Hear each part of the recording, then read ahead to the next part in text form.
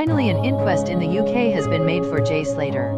Thanks to all the YouTubers for pushing this and making it happen. Finding more evidence daily.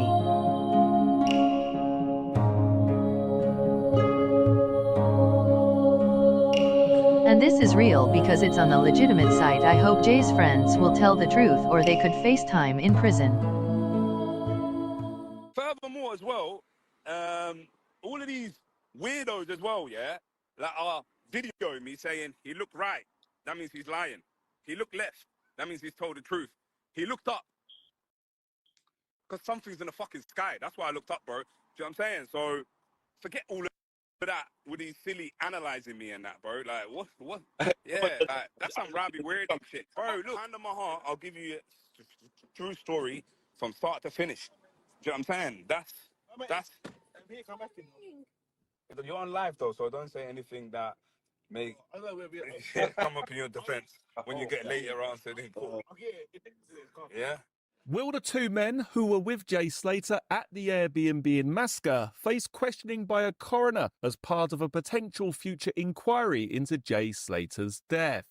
On a live stream which took place very recently with both of these two men, Ayab and Rocky, who answered questions about the events surrounding Jay Slater's death. The two men who stayed with Jay Slater the night before he went missing may finally be forced to shed some light on the Brits' mysterious case. Jay's body was found in a treacherous ravine, leaving his family heartbroken as they continue to search for answers over exactly what happened to the teenager out in Tenerife. A Jay Slater searcher has come forward and just blew open all the lies that we were told about this case and reveals the very likely possibility Jay was placed at his final location.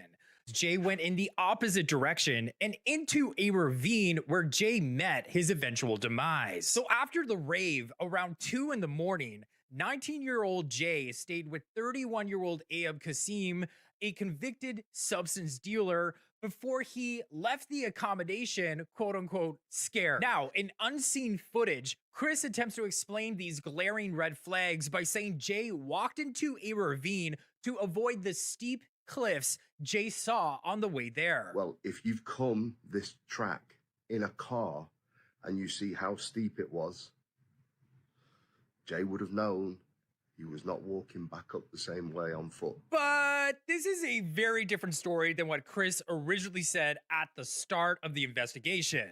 This makes no sense whatsoever to make this journey. By the way, Jay was staying in Los Cristianos, which was probably a taxi ride of about 5 minutes away from where the festival was.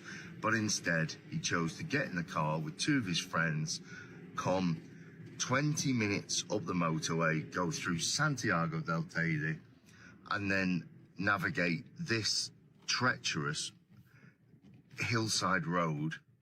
Ask yourself the question, why would you do that? So, conspiracy theories. Ayab and Chris appear to be friends now, and cyber sleuths believe Wax might be getting too close to the truth and is being warned as well. This guy on the screen has been sending me DMs about connecting and working together and collaborating, trying to find out the unanswered questions. And all of a sudden, I see him leave a post, a comment on Ayab's TikTok account under a post where Ayab has put my picture up. And this guy's comment basically says, I've been running lies and conspiracies for weeks. And that made me feel some type of way because I'm thinking, hold on, was you not in my DMs like 5 days ago asking to collaborate?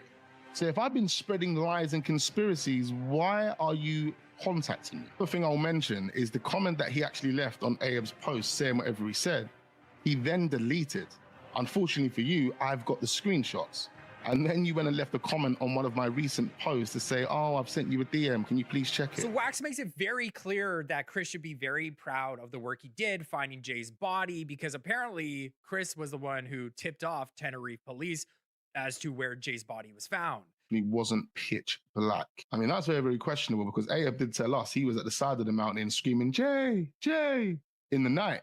And I'm thinking, in the night? What night are you talking about? 7:30, he was at the Airbnb because that's when he took that picture, 7:30. Yeah, just judging by the final Snapchat taken at 7:30 in the morning, it does appear like there's a rising sun in the snap.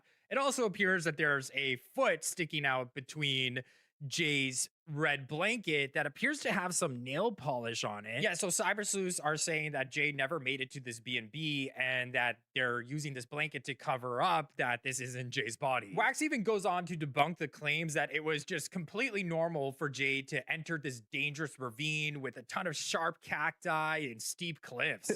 None of this makes sense for a person that is in the country for the first time by himself. Come on, man. Because in my opinion, this case isn't over. But there is a real specific reason why I don't feel it's over. And I think it's important for people to appreciate why there are people who can't let this case go, despite the trolls wanting us to, despite the Tenerife locals wanting us to, because why? Is it because the narrative that's being pushed is beneficial to them? It takes the eyes off of Tenerife? Because make no bones about it, Tenerife has been problematic with respect of missing peoples for decades. People go missing here all the time. People have lost their lives here all the time. There have been issues surrounding narcotics, surrounding business protection rackets, and so on and so forth for decades. I spoke briefly previously about a story of a British boxer who went over there and was beaten, basically beaten to death. He was brought back into the UK and sadly lost his fight for life. But this was surrounding business protections and things like that. So this has been a problematic area. I don't have skin in the game so much with respect of Tenerife. I have family members who have an interest in Tenerife. I will leave it there. And they have themselves told me what Tenerife is like with respect of missing people.